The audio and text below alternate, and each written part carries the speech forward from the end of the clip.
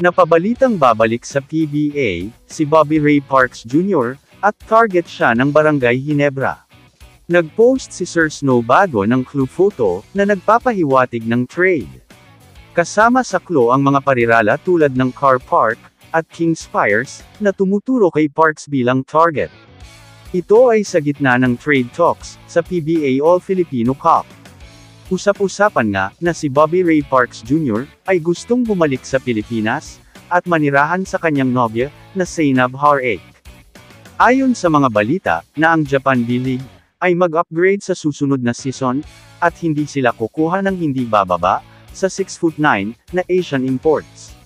Dahil dito, mawawala na ng kontrata, ang Asian import, tulad ni Ray Parks Jr., sa kanyang kasalukuyang koponan sa Japan, dahil sa kanyang height na 6'4". Sinabi nga ni Sir Snow Bada, na ang Barangay Ginebra, ay punteriya, si Ray Parks Jr. This PBA All-Filipino Cup, if he wants to play again in the PBA. Susubukan nilang makipag-ugnayan sa TNT management, para sa sign at trade option, para kay Parks, dahil may karapatan pa rin ang TNT sa kanya, kahit free agent siya sa PBA ngayon. Parks' contract in Japan is done, will he return to the PBA? And as TNT to release him, to Ginebra. Maingay nga noon na gustong makuha ng TNT si Standardinger, pero alam naman natin ang rights niya ay nasa Terra Firma. At itong rights naman ni Ray Parks ay nasa TNT pa din.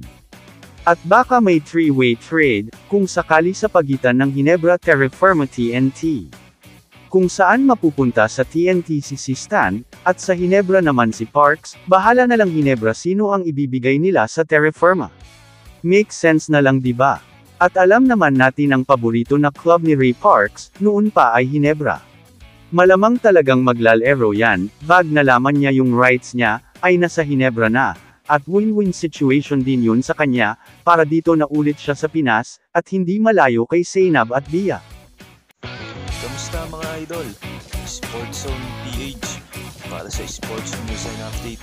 Kung bago ka pa lamang dito sa channel ko, pindutin mo na ang subscribe button at notification bell para lagi kang update sa mga sports news.